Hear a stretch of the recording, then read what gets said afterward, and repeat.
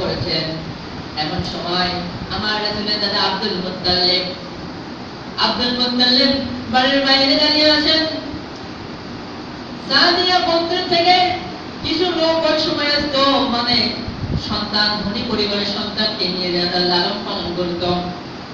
কিন্তু সবাই যখন আসে, সাদিয়া গোত্রের কিছু কিছু লোক আসে যখন দেখে এই সন্তানের বাবা নাই, এই সন্তানকে নেওয়া যাবে না, গরিব ঘরের সন্তান নেওয়া যাবে না, আমার রাসূলকে যখন নেন না, এমন সময় ভাগ্যবতী মহিলা হযরত হালিমাতুস সাদিয়া চলে আসলেন। আসার পরে আব্দুল মুত্তালিবের সাথে যখন দেখা হয়ে গেল, আব্দুল মুত্তালিব বললেন, এই ঘরের ভিতরে একটা সন্তান আছে, আপনি চাইলে নিয়ে যেতে পারেন, কোনো টাকা পয়সা দেওয়া হবে না।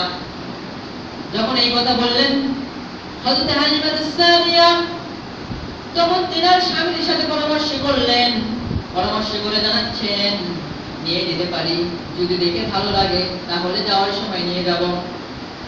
হযরত হালিমাতুস সাদিয়া যখন আমার রাসূলের ঘরের ভিতরে যখন ঢুকলেন, ঢুকে দেখেন হযরতের মা আমিনার কোলে আমার রাসূলের, তিনি বলেছেন, হযরতের মা আমিনার কোলে আমি তো অন্য কোনো শিশু দেখলাম না রে, মনে হয় আকাশের পূর্ণিমার চাঁদ তার কোলে ধরা দিয়েছে।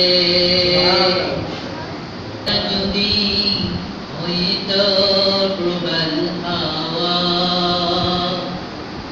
হইতো যদি শুভ্র কবুতর, মনটা যদি হইতো প্রবল হাওয়া, হইতো যদি শুভ্র কবুতর, মেঘের ডানায় পাঠিয়ে দিতাম, মেঘের ডানায় পাঠিয়ে দিতাম নবীজির মা,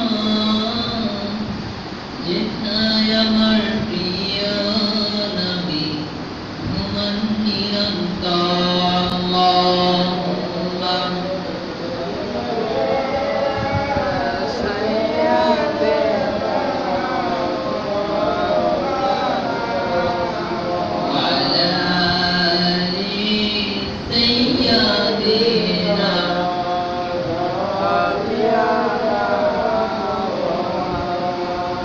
আলহামদুলিল্লাহ, সমস্ত প্রশংসার মালিক যে আল্লাহ তাআলা আমাকে এবং আপনাকে দুনিয়ার সকল কাজ থেকে ফারেক করে জুম্মার দিন মসজিদে আসা, বসা, কিছু কথা বলার, শোনার তৌফিক দান করলেন। আমরা সকলে উচ্চ আওয়াজে বলছি আলহামদুলিল্লাহ, আলহামদুলিল্লাহ। আর লক্ষ কোটি দরুদ ও সালাম যিনি মানবতার মুক্তির দূত, সাইয়্যিদুল মুরসালিন, খাতামান নবীন, এই যে রবিউল আউয়াল মাস, এই যে 12 রবিউল আউয়াল হচ্ছে আমার রাসূলের কি আগমনের সময় নির্দিষ্ট করে বলা যায় না, কিন্তু আলেমগণরা একটা সময় নির্ধারণ করেছেন যে 12 রবিউল হচ্ছে আমার রাসূলের কি আগমনের সময়।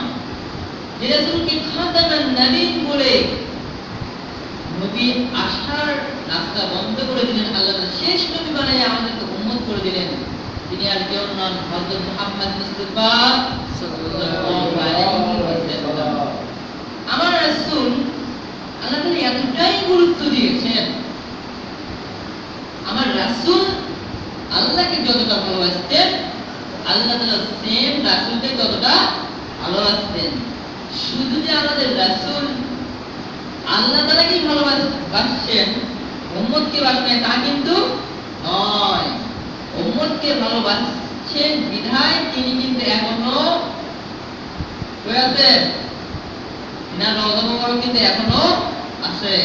কিন্তু আল্লাহ ইচ্ছা করলে কি তিনার জায়গা নিতে পারতেন না? অবশ্যই নিতে পারতেন না, কিন্তু না, আমার রাসূল শত অপার পাওয়ার পর আমার রাসূল উম্মতের কথা চিন্তা করে আমার রাসূল এই জমিনেই রয়েছে। আমার রাসূলের তো কোনো অভাব ছিল না, আল্লাহকে যখন যেটা বলছেন তখন সেটাই দিয়েছেন, এবং আমার রাসূল মন দিয়ে কল্পনা করার সাথে সাথে দিয়ে দিয়েছেন। আমি আপনি তো একাই হয়ে যাই নাই, একা একাই তো পাটি ফেটে বের হয়ে যায় নাই, একা একাই তো আমরা দুনিয়াতে এসে যাই নাই। আমাদের বাবা এবং মার মাধ্যমে আল্লাহ তাআলা আমাদেরকে দুনিয়াতে পাঠাইছেন, আল্লাহ তাআলা একটা উদ্দেশ্যে আমাদেরকে প্রেরণ করেছেন, বান্দা তুই দুনিয়াতে যাবি, আমার যত নিয়ামতগুলো তোকে দিয়ে দিয়েছি সবগুলো ভক্ষণ করবি এবং সব নিয়ামতগুলো তুই ভক্ষণ করবি হালাল পন্থায়। এখন বলতে পারেন হুজুর, আল্লাহ তাআলার নিয়ামত তো ভালো হওয়ার কথা, কিন্তু হালাল পন্থায় কেন? হালাল পন্থায় এই কারণেই বললাম, এই যে আমি আপনি যে বাজারে আঙ্গুর কিনতে পাই, এখন বলতে পারেন হুজুর আঙ্গুর তো ভালো জিনিস, খাওয়ার জিনিস, কিন্তু এই আঙ্গুরটারও খারাপ ব্যবহার একটা আছে। কিভাবে আঙ্গুরটা খারাপ কিভাবে ব্যবহার? দেখেন, আঙ্গুর যখন আঙ্গুর থাকে তখন আপনি যখন খাবেন আপনার দেহের জন্য ভালো হয়ে যাবে। আবার ওই আঙ্গুরটা কি করে, যারা মদ্যপান করে, মাদক সেবন করে, নেশা করে, তারা আমরা যে ভালো আঙ্গুরটা কিনে খেতে আমাদের যে পাট পাটি উঠে যায়, আর ওরা ওই আঙ্গুর নিয়ে যায় পচে গলে ওই আঙ্গুরের থেকে যে রসটা বের হয় ওটা মদ হিসেবে খায়। এই জন্যই তো বললাম যে আল্লাহ তাআলা হালাল যে খাদ্য বলেছেন সেটা আপনি হালাল ভাবে গ্রহণ করুন। মানুষ কি করে, হালাল খাদ্যকে নিজের ইচ্ছায় নিজের প্রক্রিয়ায় তৈরি করে হারাম বানায়। আপনি কি মনে করছেন যে মদ কি অন্য জায়গা থেকে আসে? না, এই যে আমি আপনি ভাত খাই, ভাতের ভিতরে শ্বেত সার আছে, শ্বেত সার যেটা আছে আমি আপনি খেলে সেটা আপনার এই যে চামড়া মাংস যেগুলো আছে এগুলোর জন্য শক্তিশালী হয়ে যায়। আমি আপনি যখন এগুলো যখন গ্রহণ করি, তখন আপনি ভাতটা ভাতের অবস্থায় খাবেন, তখন হালাল হবে, আপনার উপকার হবে। কিন্তু ওই ভাতটা কি করে, যারা নেশাগ্রস্ত ওরা ওই ভাতটাকে 7 দিন পানির ভিতরে চুবাইয়া রাখে, 7 দিন চুবাইয়া রাখার পর আবার 7 দিন মাটিতে গর্ত করে মাটির ভিতরে রাখে। এইরকম যখন মাটির ভিতরে রাখে তখন একটা দুর্গন্ধ ছড়ায়। আমি আপনি সাধারণ মানুষকে দিলে কিন্তু খাবো না, কিন্তু ওইটার থেকে যে রসটা বের হয়, পান্তা বলি না আমরা, ওইটাই অনেকদিন ধুয়ে যখন রসটা বের হয়ে যায়, ওইটাই বাংলার জমিনে বোতলের ভিতরে ধরাইয়া সিল মারে দিয়ে ওইটাই মদ হিসেবে বের করে। মনে করেন হুজুর ওই ভারত যে মদগুলো মনে হয় বানায় ওগুলো মনে হয় আলাদা কোম্পানি থেকে তৈরি করে। আল্লাহ তাআলা যে রিজিক দিয়েছেন সেখান থেকে তৈরি করে কি করে, হালাল জিনিস হারাম করে। কিন্তু আল্লাহ বলেছে বান্দা তোমাকে যে এত সুন্দর নিয়ামত দিলাম, দুনিয়াতে পাঠাইলাম, সাথে একটা গাইডলাইন দিয়ে দিলাম, আপনি আপনার সন্তানকে যখন পড়ান, স্কুলের বইয়ের পাশাপাশি কি কিনতে হয়? কোথাও কেউ কিনে না, গাইড কিনতে হয় না? ধর আপনার নাতি গাইড কেনা লাগে না, আপনার সময়টা চলে গেছে, আপনার সময় তো বই কিনে আসলে ওইটা বলে হয়ে গেছে, এখন কি লাগে? গাইড লাগে। বই থাক, সরকার থেকে যে বলছে কিছুই নাই, গাইড লাগে নাকি? তাহলে সেই গাইড আপনি কিনেন, দুনিয়াতে অর্থ উপার্জন করবেন, সামান্য একটু উন্নতি করে বড় একটা চাকরি করতে হয় না, গাইড না বললে হবে না। এটার জন্য আপনি গাইড কিনলেন।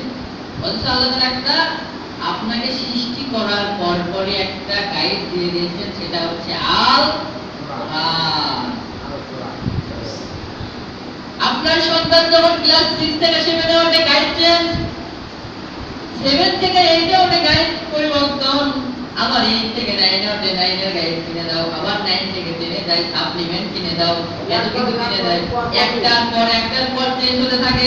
কিন্তু আল্লাহ তাআলা ওর সৃষ্টির শুরু থেকে সৃষ্টির শেষ পর্যন্ত একটা কিতাব দিয়ে দিলেন, বান্দা যালিকাল কিতাবু লা রাইবা ফীহি, এটা এমন একটা কিতাব দিয়ে দিলাম বিন্দু পরিমাণ অনুসন্ধান নাই, এ টু জেড সমস্ত কিছু বাবা জন্ম থেকে শুরু করতে মৃত্যু পর্যন্ত সমস্ত কিছু দিয়ে দিলেন।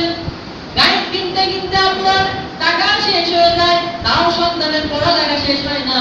সামান্য দুনিয়াতে একটু চাকরি করবে বলে, একটু উন্নতির দিকে যাবে বলে ওই গাইডটা আপনি আপনার সন্তানকে দিয়ে দিলেন, কিন্তু একটাবার আপনি আপনার সন্তানকে কোরআনটা শিক্ষা দিলেন না, আপনি কি সফল না ব্যর্থ? কথা হয় না, সফল না ব্যর্থ হয়ে গেলেন? ব্যর্থ হয়ে গেলেন না। সারাদিন সন্তানকে দুনিয়ার শিক্ষা দিয়ে গেলেন, কোরআনের শিক্ষা দিলেন না, যেটা দিয়ে ওই বাবা মার খেদমত করা শিখবে, যেটা দিয়ে কিভাবে চলতে হবে সেটা শিখবে, যেটা দিয়ে ওই শিখবে কিভাবে সমাজের ভিতরে আদর্শ সন্তান হওয়া যায়। এই শিক্ষা নাই দেখেই তো বাপের সামনে যা ভিড় আছে, হ্যাঁ টানবে না কেন? বাপু তো একই মন গায়, বেড়াকে বেড়ায় বাবা ব্যঞ্জন নেয়, হ্যাঁ দোষ বললাম, বেড়ার দোষ না বাপের দোষ? হ্যাঁ, সন্তান যখন মোবাইল দেবে বাবা ফোন টিপো না, আর টিপো নয় ভালো খারাপ জিনিস, আবার ওই বাপ দেখবে রাত 12টা পর্যন্ত ফোন চালাচ্ছে, সন্তান ভালো হবে? আপনি যেমন হবে আপনার সন্তানও এমন হবে, গাছ যেমন হবে গাছের বীজও এমনই হবে। চলে আসেন আমার রাসূল সাল্লাল্লাহু আলাইহি ওয়াসাল্লামকে আল্লাহ তাআলা এই রবিউল মাসে 12 তারিখ একটা ধরা হয় আমার রাসূলকে প্রেরণ করেছিলেন। আমার রাসূল কি একা একা এসেছিলেন? একা একা কিন্তু আসে নাই, বাবা মার মাধ্যমে কিন্তু তিনি এসেছিলেন। আমরাও কিন্তু ওই একই পন্থায় এসেছি। আমার রাসূল কে আল্লাহ তাআলা জানিয়ে দিচ্ছেন, ওয়া মা আরসালনাকা ইল্লা রাহমাতাল লিল আলামিন। জোরে বলি আল্লাহু আকবার। আল্লাহ তাআলা জানিয়ে দিচ্ছেন, হে রাসূল আমি আপনাকে প্রেরণ করেছি, দুনিয়াতে প্রেরণ করেছি রহমত স্বরূপ। আপনি এই গোটা দুনিয়ার জন্য রহমত স্বরূপ। আপনি কিভাবে রহমত দেখেন, আমার রাসূল যখন জন্মগ্রহণ করেন, আমার রাসূল যখন জন্মগ্রহণ করেননি, আমার রাসূলের মা হযরত আমিনা যখন 6 মাস অবস্থায় আমার রাসূলকে গর্ভের ভিতরে রাখেন, যখন রাসূলের 6 মাস হয়ে যায়, 10 মাস 10 দিন কিন্তু একটা সন্তান কিন্তু থাকে। 6 মাস অবস্থায় আমার রাসূলের বাবা আব্দুল্লাহ মৃত্যুবরণ করেন। বাবা যখন আব্দুল্লাহ যখন মৃত্যুবরণ করেন, এর কয়েক মাস পর আমার রাসূল নিষ্ঠ হলেন, দুনিয়াতে চলে আসলেন। দুনিয়াতে যখন চলে আসলেন, দুনিয়াতে চলে আসার পরে তেনার মায়ের তো খুশি হওয়ার কথা। সাধারণভাবে যদি আমাদের পরিবারের কারো যদি সন্তান হয়, ওই সন্তানের মা কিন্তু খুশি হওয়ার কথা যে এত কষ্ট করে সন্তান পৃথিবীতে এসেছে। কিন্তু মা আমিনা খুশি না হয়ে কান্নায় ভেঙে পড়ে গেলেন। হায় হায়, 6 মাস অবস্থায় বাবা হারালো এই সন্তান, যিনি আজকে এই সন্তানকে কোলে নেবে, তিনি তো পৃথিবীতে নাই রে, তিনি তো পৃথিবী ছেড়ে চলে গিয়েছে। এইটা ভেবে তিনি চিন্তিত হয়ে যান, কোনোদিন মন বসে না, সন্তানের কি করবে এটা তিনি ভাবতে পারেন না, চিন্তায় পড়ে গেলেন। চিন্তায় যখন পড়ে গেলেন, আমার রাসূলকে তখন সময় দিতে পারেন না। এমন সময় আমার রাসূল যখন জন্মগ্রহণ করেছেন, এমন সময় আমার রাসূলের দাদা আব্দুল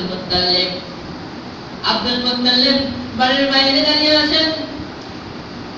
সাদিয়া গোত্র থেকে কিছু লোক ওই সময় আসতো, মানে সন্তান, ধনী পরিবারের সন্তানকে নিয়ে যারা লালন পালন করত।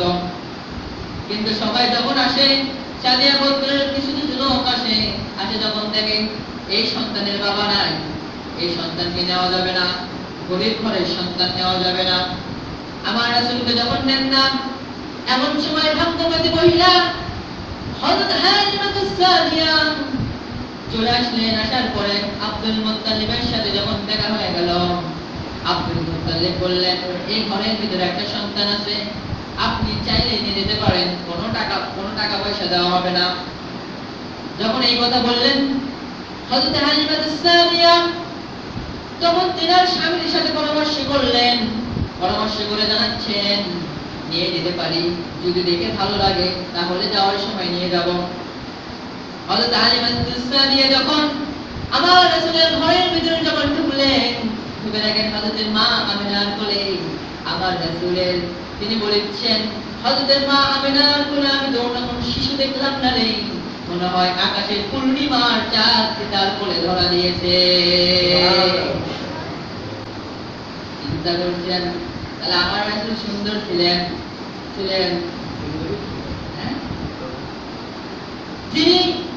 তিনি বর্ণনা করেছেন, হযরত হালিমাতুস সাদিয়া তিনি বলেছেন, আমি যখন দেখলাম আমার মনে হলো ওইটা কোনো শিশু না রে, ওইটা হচ্ছে আকাশের পূর্ণিমার চাঁদ। তিনাকে নিলেন, কোলে নিলেন, নিয়ে যখন চলে যাচ্ছেন, যে ঘোড়াটা সবার শেষে এসেছিল, দৌড়াতে পারে নাই, সেই ঘোড়াটা সবার আগে চলে গিয়েছে। দেখছেন, ওমা আরসালনা ইল্লা রাহমাতান লিল আলামিন। জন্ম থেকে কি রহমত শুরু, জন্ম থেকে রহমত শুরু। দেখেন রহমত যদি শুরু না হতো, আলিমাতুস সাদিয়া বর্ণনা করেছেন আমার যে ঘোড়া সবার শেষে এসেছে, দৌড়াতে পারে না, সেই ঘোড়া যখন আমি নিয়ে সাথে নিয়ে যাই, সেই ঘোড়া সবার আগে চলে গিয়েছে। রহমত, আমার রাসূল কি রহমত আমাদের জন্য। যখন তিনি নিয়ে চলে গেলেন, রওনা দিলেন, বাড়িতে যখন চলে গেলেন, বাড়িতে যায় নাকি যে কুয়ায় পানি উঠতো না, সেই কুয়া পানি দিয়ে পূর্ণ। যে গাছে ফল ধরতো না, সেই গাছে ফল ধরেছে। যে খেজুর গাছে খেজুর হতো না, সেই খেজুর গাছে খেজুর হয়েছে। যে জমিতে ফসল হইতো না, সেই জমি ফসল হয়েছে। সমস্ত কিছু রহমত দিয়ে পরিপূর্ণ। এটা কার জন্য হয়েছে? আমাদের রাসূলের জন্য। কার জন্য হয়েছে? রাসূলের জন্য। কার জন্য? রাসূলের জন্য হয়েছে। রাসূলকে আল্লাহ তাআলা এতটাই ভালোবাসতেন, জন্ম থেকে একটা রহমত, এতটাই রহমত চিন্তা করা যায়। সেই রাসূলকে নিয়ে বাংলার জমিনে কটূক্তি হয়। হ্যাঁ, এই যে আমি দাঁড়িয়ে রাখছি না, এই যে দাঁড়িয়ে, কিছুদিন আগে আমি কলেজে পরীক্ষা দিতে গেলাম, তা কলেজে তো পাঞ্জাবি এলাও না, শার্ট প্যান্ট পরে কিন্তু সবাই যায়। কিন্তু আমি যখন গেছি, আমি তো এইরকম করে দিয়েছি। তাই আমাকে এখন বলেছে, বাবা তোমার বয়স কত? আমি বললাম আমার রিয়েল বয়স তো 19। বলেছি এই বয়সে কেউ দাঁড়িয়ে হয়? মানে ইংরেজির একটা অধ্যক্ষ শিক্ষক আমাকে বলেছে এই বয়সে দাঁড়িয়ে হয়। আমি বললাম আপনি যদি বুঝছেন, আপনি আগেও দাঁড়িয়ে হতেন। জুতু শাওরে আর কুল্লুহা, তোমরা দাড়িগুলোকে ছেড়ে দাও, মনগুলোকে খাটো করো। তাই মানে একেবারে খাটো না, হালকা খাটো করো। জুতু শাওরে আর কুল্লুহা। উনি আমাকে বলেছেন, উনি কিন্তু বিজ্ঞ ব্যক্তি, ইংরেজি কিন্তু অনেক বিজ্ঞ। তিনি আমাকে বলেছেন এই বয়সে কেউ দাঁড়িয়ে হয়? আমি বললাম নামটা মুসলমান ঠিকই নামের আগে মোহাম্মদ ঠিকই বলেন, কিন্তু মুহাম্মাদের অনুসরণ করেন না। সময় লম্বা করবো না, একটু কিছু কথা বলবো। আমার রাসূলের যেহেতু আগমনের এটা মাস চলেছে, রবিউল আউয়াল মাস, আমার রাসূলকে যখন নিয়ে গেলেন সব কিছু পরিপূর্ণ হয়ে গেল। তাহলে আমার রাসূল আমাদের জন্য কি রহমত। আমাদের রাসূল রহমত। যখন রাসূল সাল্লাল্লাহু আলাইহি ওয়াসাল্লামের যখন তিনাকে দোলনায় নিয়ে দোল দেন আর বলে বেঁচে থাকুক মুহাম্মদ, দীর্ঘস্থায়ী হোক মুহাম্মদ, তখন কবি বলেন বেদুইন বালিকা কারে নিয়ে দোল দেয় সে কি জানেন? ওই যে বালিকাতে দোল দিতেছে সে কি জানেন এইটাই যে এক সময় আমাদের নবী হবে? ওই কিন্তু জানে না। ওই এমনি বলেছে যে মুহাম্মদ বেঁচে থাক, দীর্ঘস্থায়ী হোক, মানে তিনার আচার আচরণ ছোট থেকেই দেখে বলেছেন। এরপর একদিনের একটা কথা, আমার রাসূল যখন বড় হয়ে যান, আস্তে আস্তে যখন বড় হয়ে গেলেন, আমার রাসূলের চাচা আবু তালেব একদিন তাকে বলেছে, ওগো ভাতিজা, তোমার কাছে একটা কথা জানতে চাই। চাচা কি কথা জানতে চান? ভাই সত্য করে কিন্তু বলবা, মিথ্যা কথা কিন্তু বলবা না। বলে চাচা সত্য করে আমি বলবো। বলেন আপনি কি বলতে চান? বলেন তুমি যখন জন্মগ্রহণ করো তোমার মা তো বিধবা হয়ে যায়, স্বামীর চিন্তায় চিন্তিত হয়ে যায়, তোমাকে সময় দিতে পারে না। আমি একদিন দেখলাম চাঁদনির রাত, খটখটা রাত, তোমার মা তোমাকে শুয়ে রেখে কান্নায় ব্যথিত হয়ে গেলেন, চিন্তায় ব্যথিত হয়ে গেলেন, তোমাকে সময় দিতে পারছেন না। তুমি কয়েকদিনের শিশু মাত্র, তোমার ডান হাতটা যখন তুমি ডান দিকে নিয়ে যাও, আকাশের চার ডান দিকে চলে যায়, আবার ডান হাতটা যখন বাঁ দিকে নিয়ে যাও, আকাশের চারটা বাঁ দিকে চলে যায়। ওগো খাদিজা মুহাম্মদ, এটা কি তোমার জাদু টোনা কিনা? যখন বলে ওগো চাচা আপনি যা দেখেছেন সত্য দেখেছেন, আমি হচ্ছেন সেই শেষ নবী। দেখছেন কতটা রহমত। আল্লাহ তাআলাকে তিনাকে যখন পেয়েছেন তখন বলেছেন হাবিব কোনো টেনশন নাই, আমি আল্লাহ তাআলা আপনার সাথে আছি। আপনার মাথাকে সময় দিতে পারছেন, সমস্যা নাই। আপনি এই যে আপনার হাত ডান দিকে নিয়ে যান, ডান দিকে চলে যাবেন চাঁদ, আবার যখন বাঁ দিকে নিয়ে যাবেন বাঁ দিকে যাবে, আবার নিচে নিয়ে আসছেন নিচে চলে আসছেন। মানে আকাশের চারটা বল বানিয়ে দিয়ে খেলনা বানিয়ে দিয়েছে। দেখছেন রহমত শুরু। সেই রাসূলকে আমরা অনুসরণ করতে হবে কিসের মাধ্যমে? নামাজের মাধ্যমে, দোয়ার মাধ্যমে, ইবাদতের মাধ্যমে। কিন্তু শুধু নামের আগে বলবেন মোহাম্মদ, পরে মানুষের দাড়ি থেকে বিক্রি করবেন, এই বয়সে দাঁড়িয়ে যায় ওই নামধারী মুসলমানের জন্য জান্নাত নাই। রাসূল সব সাফায়াত করবেন, আমি জান্নাত কই পাবো? হ্যাঁ, মগের বললেন নাকি মামার বাড়ি আদান নাকি 1 বিঘা জমি না 1 বিঘা জমি কিনলাম নাকি?